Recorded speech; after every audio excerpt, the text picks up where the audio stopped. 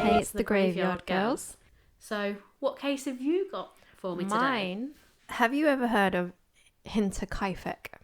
No. I like to say it, so I'm going to probably be saying Hinterkaifeck a lot. Okay. So, Hinterkaifeck was a small Bavarian farmstead located about 43 miles north of Munich in Germany. When was this, sorry? I've not got to that point yet. Oh, sorry. It's 43 miles away from Munich. The Gruber family owned the farmstead.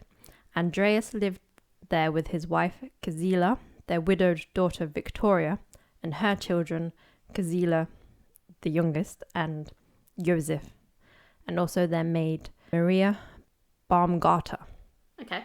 So strange things began to occur in and around Hinterkaifeck 6 months before March the 22nd, which caused the Gruber's original family maid to quit. It's been claimed that her reason for leaving was that she heard strange sounds such as walking in the attic and she believed the house was haunted. Ooh. So this is 1922. Okay. Andreas found a strange newspaper that he nor anyone in his family or the village read on his property. Right, okay. So there's a weird newspaper inside. I'm not sure if it's in his house or just in the farm somewhere. Just days before March 31st, he told neighbours he'd discovered tracks in the fresh snow that led from the forest to the broken door of the farm's machine room. And they were only found to be leading towards the property and there weren't any seen retreating. So gone there and is still there. Possibly. Andreas obviously didn't find anyone or see anything strange, out of place or missing. On the afternoon of March 31st, 1922, the new maid Maria arrived at the farm. The next day, April 1st, coffee sellers, who were named Hans and Edward Shurovsky, arrived in Hinterkaifeck to take an order. When no one responded to the knocks on the doors and the windows, they walked around but found no one. Kazila was absent from school the next few days and the family failed to show up for Sunday service. So obviously they've been missing a little while now. So the new maid arrived. She's not heard from. Okay. Which is she's gone missing as well, along with the family, or not? On April 4th, Albert Hoffner went to Hinterkaifeck to repair the engine of the food chopper. He stated that he hadn't seen or heard any of the family, and after waiting for about an hour, he decided to repair the tool, and that took about 4.5 hours to complete. Right, okay. So he was waiting around to see if the family would come out, I guess, and there was never there. So he just got on with it. Got on his work, yeah. Around 3:30 p.m., Lorenz Schlittenbauer, who I think is the Gruber's neighbour, sent his son Johann, who was 16, and his stepson Josef, 9, to Hinterkaifeck to see if they could contact the family. When they returned and reported that they saw no one, Lorenz headed over with Michael Pohl and Jakob Siege. Entering the barn, they found the bodies of Andreas, his wife Kazila, Victoria, and the younger Kazila. Oh, okay, so not the maid. The maid's not in the barn. Okay. Yeah, but obviously she would have been at the house, so she's sort of missing but not missing. Well, she's missing but not dead, possibly. Apparently these were stacked on top of each other. Oh, what, the bodies? Mm-hmm. Oh, okay. But that I only found that in one thing, so I'm not sure if that's true or not. Okay, or rather than, it's been created at the time for a report. Shortly after, they found the maid Maria and Josef in the home. Oh, okay, that answers my question then. It is believed that on the evening on the 31st of March, the victims that were found in the barn were lured in there through the stable. I can't read my own handwriting. And the perpetrator or perpetrators then used the family's own mattocks, which is a pickaxe, and killed the family with blows to the head. Right, okay. They then moved into the living quarters where the killer, using the same weapon, killed Josef while he slept in his bassinet. Maria was in her bedchamber. It's believed that the killers and killers lived with the bodies for 3 days. Oh, nice. Because cattle was still being fed, meals were eaten in and around the kitchen and smoke was seen coming out of the chimney from the neighbours. Okay. So even though the family aren't responding to knocks or anyone coming round, they assume they're there. Okay, I've already got a little bit of a theory bumping in my head, but I also can't explain it, so... You want to tell me? Yeah. Is it Maria, the servant girl? Yeah. The brand new one, yeah. Yeah. At first, I was a bit like, okay, she could have possibly killed off the family, then still living back at the house with the child for a bit. Explains how you've just said about the castle and stuff, but then how does the child and her die? Because initially I could have gone with like she wanted the child maybe for herself. Yep. And that's why she's took the young one, because he's not going to be able to provide any evidence, is he? No. But yeah, now if they're both dead, I don't quite explain, unless she's had a change of mind and decided to kill the child and herself. With a pickaxe? Yeah, I feel like it's a bit of an unusual weapon to use Suicide. upon yourself. Yeah. Maybe. Inspector George Reingruber and his department investigated the killings. Initial investigations were hampered by the number of people who had interacted with the crime scene, moved the bodies and items around, and even cooked and ate meals in the same kitchen. Oh, so that could kind of throw out the other bit. Yeah. That's what I thought, but there was smoke seen coming out the chimney, so someone was clearly there. Yeah, I suppose. Johann Baptist Aumüller performed the autopsies in the barn, which is a bit weird. Oh, yeah. It was determined that the murder weapon was the pickaxe, but the murder weapon wasn't found at the scene. Right, okay. Evidence showed that the young... Oh, yeah. This bit's going to might be a little bit hard to listen to. Okay. Evidence showed that the young Kazila had been alive for several hours afterwards. So that's one of the children. Yeah, she's in the barn. She had torn out pieces of her own hair, and they came out in tufts while she was laying in the straw. How do they know she did it? Because it's in her own hair. It's in her hand. Oh, right, okay. So she's ripped out tufts of her own hair. It's still in her grasp. So there's no possibility that the killer could have pulled that out and then placed it in her hands? No, I think the way she's gripping it. Oh, right, okay. Is that she was obviously clearly in pain. Yeah. Pulling out her own hair. Okay. Before she died. The skulls of the victims were removed and sent to Munich, where they were further examined. Now, I don't know if this is true or not, but apparently they lost their heads. Oh. They never found their heads again. Oh no. They lost 6 heads. There's 6 random heads floating about somewhere. There's someone somewhere going to find 6 heads and be like, where's the bodies? So yeah, they buried the bodies without the heads. 6 headless bodies just in the ground. Nice. Yeah. That reminds me of something Clara was telling me about the other day. A thing that happened in history, which I'll have to do as a mini-series because it's very interesting.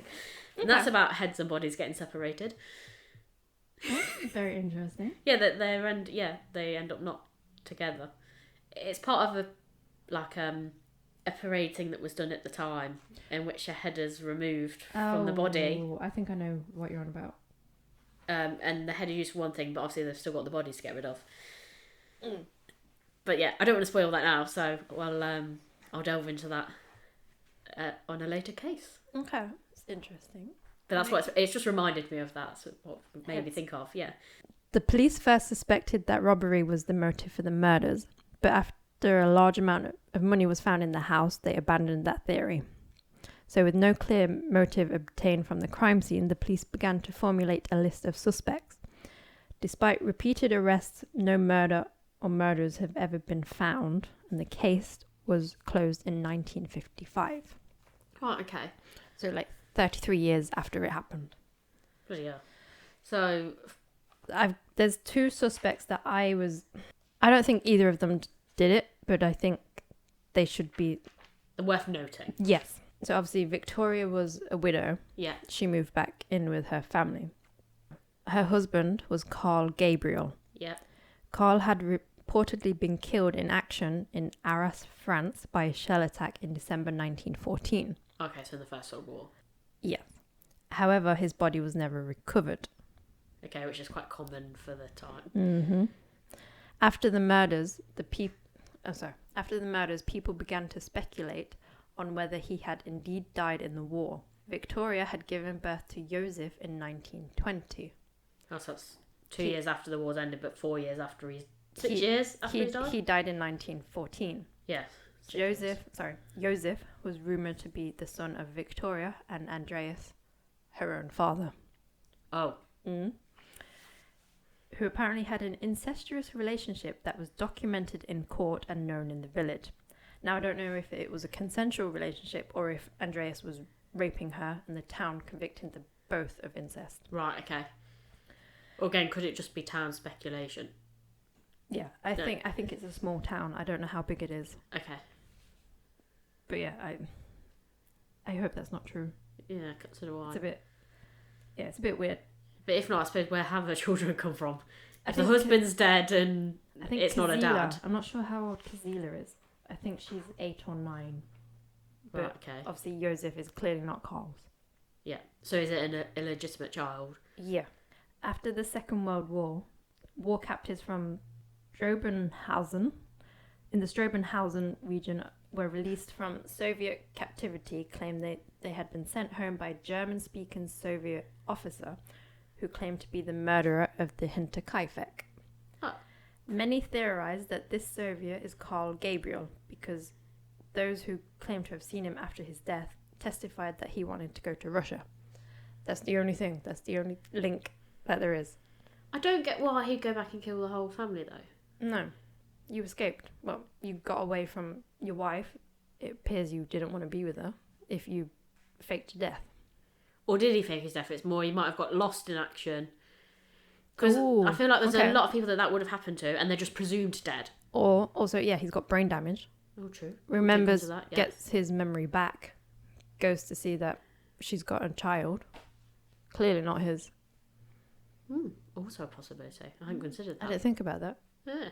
Yeah, because it would have happened to a lot of people. People obviously go missing in action. Yeah. There might be some that, like I said, sustained an injury, wandered off somewhere, either been taken in by someone, or if their injuries weren't severe enough that they died, then they were able to kind of look after themselves, but have managed to hide away from the rest of the war, if you like. And obviously there's people, and that, because then they've not returned, it's just presumed that they've died. Because that's what a lot of it would happen is, most of those that were missing in action were then just presumed dead. Yeah, exactly. And then, people are going to fake their own death to get out of going back to the life that they had, or PTSD. They don't want to go back to that life. Yeah. That's it. Or they feel like they can't go back home. It's just weird that, like, the only connection that they thought is, like, he wanted to go to Russia. It doesn't mean he could have just wanted to go to Russia for a holiday. Yeah, he might have met someone new. Yeah, he might have. And that's it. It's just like, okay, I'll just hang out with these people now. I like these more. Yeah, exactly. Well, that's what it is, isn't it? So yeah, there's a long list of so many people claiming that they know someone who confessed to the Hinterkaifeck murders, but it's always hearsay. So I don't think it is. Another suspect is the neighbour Lorenz Schlittenbauer. Okay, so he's in the right place. Yes. So shortly after the death of his wife in 1918, Lorenz was believed to have had a relationship with Victoria and fathered Josef. I was about to say, so that explains where Josef has come from. He came under the suspicion of the locals early on because of his actions immediately after discovering the bodies. When he and his friends arrived to investigate, they had to break a gate to enter the barn because of all the doors were locked. However, after finding the 4 bodies and moving them and disturbing the bodies and potentially compromising the evidence and the investigation, he then unlocked the front door with a key and entered the house alone. Right, okay. A key to the house had gone missing a few days before the murders. How do we know of this? I think Andreas told the neighbour who also saw was on about the footprints. So yeah, but it's also possible that he had a key because he was their neighbour and also Victoria's lover. Yeah. So that could explain it. When asked by his friend why he entered the house alone, when they weren't sure if the murderer was still there or not, he allegedly stated that he went to look for his son, who is Josef. Yeah. Lorenz being a suspect doesn't make sense to me. It doesn't. No, it's just crime. Like, I think he's there. So close, yeah, and they haven't got any other suspects. So, I mean, don't get me wrong, he's perfectly placed. Yeah. Yeah, because, like, I think it's unfair. I don't see, like, what's the likelihood of him killing? Because, like, what's the motive? Why would he kill the entire family and then the little boy? Yeah, especially the boy. There's no need for him to kill him. There's a little speculation that Victoria demanded financial support for Josef, but it's... Oh, so it could have been a case of, I suppose they're speculating that maybe she was sort of maybe willing to tell everyone that it was his child, and and almost like a bit of blackmail. But also, if that's the case, why would he allegedly say he's going to look for his son? But again, is that something he actually said, or is that what the other guys are claiming he said? I don't know. It's alleged. It's all alleged. He was spotted several times visiting the remains of the demolished Hinterkaifeck. Right, okay, so he goes back. So, yeah, murderers return to the scene of the crime all the time, but I picture it more of the potential father grieving for his son. Oh, yeah. And maybe the loss of... Yeah, because they could have been quite close. They're still good friends. Obviously, they're your neighbours. He might have loved Victoria as well. They could have been the wife as well. She was dead. No, but before. Like, rather than him being in a relationship with Victoria. Yeah, she died. Oh, did she? She died in 1918. I thought she died with them. Oh, you don't mean Lauren's wife. You mean... No. Andreas's wife. Yeah. She dies. She gets murdered too. Yeah, that's what I'm saying. So maybe everyone's saying the relationship was with Victoria and he goes back because of her and the child. Maybe it was the other wife. Before his death in 1941, he conducted and won several civil claims for slander against persons who described him as the murderer of Hinterkaifeck. Right, okay. I don't think he is the murderer. No, there's not enough on him for him to have a motive. No, there's not enough evidence. There's not enough anything on anyone to point it to anyone. So it's almost like, could it be just a random That's the thing.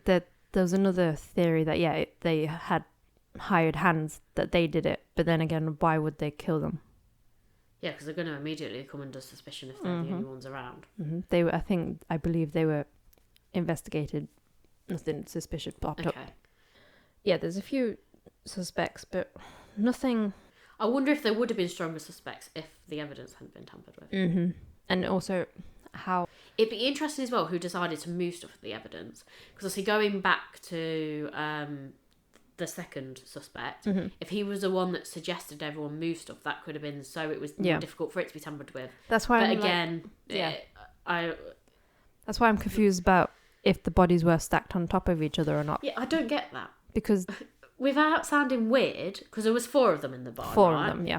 You imagine stacking 4 bodies on top of each other. I feel like that top one's just rolling off. Yeah, exactly. 3 adults and 1 kid. Like 2, fair enough. Yeah. But 4? Yeah, I think that just... It's a miscommunication because it's in Germany. There's probably a misinterpreted... Yeah, it might have been like stacked together, as in like next to each other. Yeah. Stacked along the wall, stacked. It's considered to be one of the most gruesome and puzzling unsolved crimes in German history. Ooh. Yeah, because it's still relatively modern, really, isn't it? Yeah, 1922. So, literally 100 years ago. Oh, shit. Oh, it is. I didn't even think about that. Yeah, so it's still relatively 100-year anniversary. I feel like there's an outsider here somewhere that's...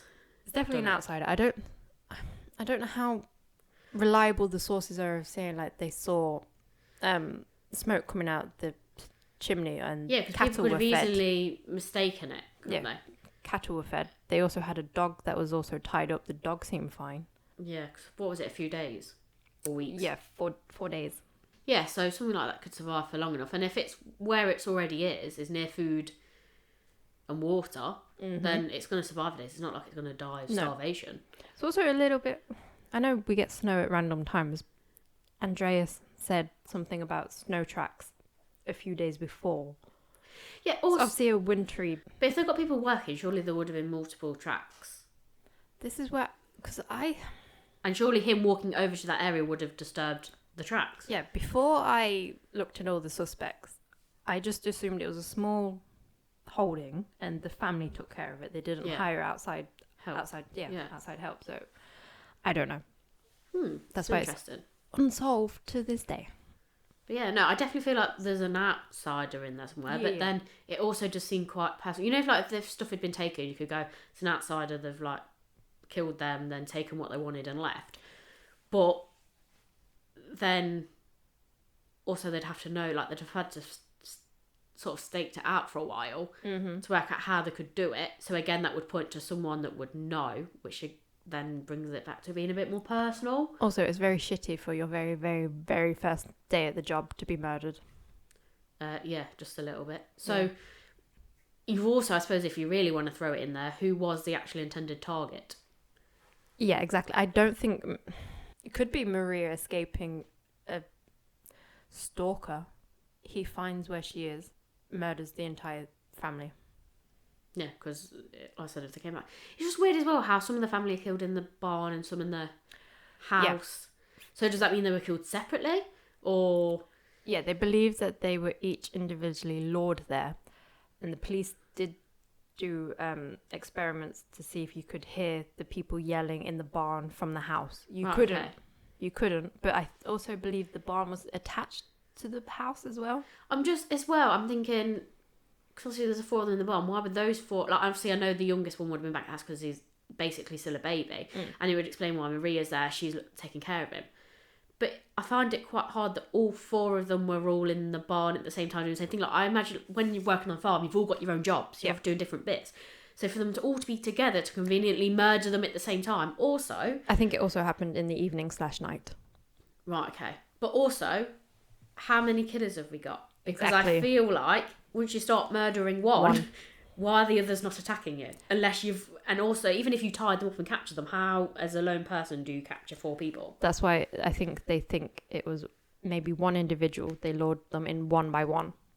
Right, okay. So how do you lure in... Yeah, but if the parents have gone... Let's say you've either got to have the children first, and then the parents go looking for the children.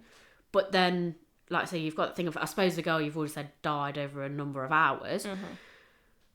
But then equally the same as if it's the opposite way around and the parents go first so they can't go to get help. Why would the kids, especially if it's nighttime, then go looking in the barn? Yeah. Especially surely Maria would have gone rather than the children. Do you see what I mean? Yeah, unless she's been told to like stay asleep, look after, or stay with Joseph. Because in the way I think it could have been is that the dad goes out first because he's the man of the house. He's going to protect the family, and then maybe the mom. Because he's not come back. Yeah, it's suspicious he's not come back. And then Victoria. Yeah. And then, obviously, Kazila wakes up. No one's there. She goes to look for the rest of them. But I feel like she would have maybe gone to Maria first before completely leaving. But it's Maria's first night. Would she really go to a stranger? True. I don't know. It's definitely interesting because I feel like it would be easier if there was at least 2 people, if not a gang of people. Which is... They say it's the family's own pickaxe, but how are they going to know that? Yeah, it's more they can just say it was a pickaxe of this type. Yeah. They said it was 1 weapon. It could just be 2 pickaxes. But it could have still been 1 weapon. So, like, some people were restraining another person killing. Do you see what I mean? Okay, yeah. But yeah, no, I don't know. It's hard because there's not really anything on it. There's nothing. I feel like it's a lot for 1 person to do as alone. Yeah. Unless you've got something else like a poisoning where you can wipe someone out. But then, like I said, there's no evidence of anything like that. So, and like, okay, you can kind of explain that, like you said, by individually luring them. But also, I don't understand how they would have, especially the children. If they were all adults, yes, you could individually lure them. But I just had a thought. Because they apparently lost their heads and he did the autopsies in the barn, they didn't have the measurements of the hole or the diameters of the impact. So they probably didn't know until if they were going to do the proper autopsy, get the mouldings of the weapon used. Yeah. See if that they do actually match. Yeah, so in a way, lots lost. But was it, and again, going back to the whole heads being lost thing, was it a thing of convenience or was it on purpose? Maybe. What, you're suspecting Amelia of murdering the people to steal the heads? Yeah, or not necessarily steal the heads to stop them from reaching for autopsy. But also, it's a bit weird. Why did they just take the heads? Why not just transport the whole bodies for and do a full autopsy? I mean, it's easier to carry a head than a body. I know, but it seems a bit weird. It's like after they've died, they've then mutilated them more by lobbing their heads off. Yeah. Like I know, obviously, there's a form. Well, it's not really mutilation when you do an autopsy, but at least that's like the whole body. They keep everything intact. Like, because even when they take the organs out, they then wrap it all back up and put it back in, even though it's in plastic. Well, I don't know how they did it then, but I know now it's done in plastic. I'm assuming... But they keep everything entire, don't they? I think it's just convenience. But like I said, there's not actual evidence that actually happened. Right, okay. It's speculated that they lost their heads. I just think most likely happened. They don't know anything about it, so they lost their head. Yeah, it's definitely an interesting one. It's not going to be one we're going to be able to solve. Well, yeah, because when my friend recommended it. I was just like, I know that word. And then kept talking about it. I was like, I know what it is. Yeah, Hinterkaifeck. But yeah, no, it's an odd one, that is. It is an odd one. I think that's why elements of the story stuck with me. And that's why it's Germany's most gruesome unsolved thing. Well, yeah, definitely. Like I said, it is very odd. Mm. Because like I said, it literally wiped out the whole family. Yeah, a family annihilator. Thank you for joining us. Well, we hope you're still listening. Yeah, hopefully. You stay creeping. And we'll keep digging. Bye.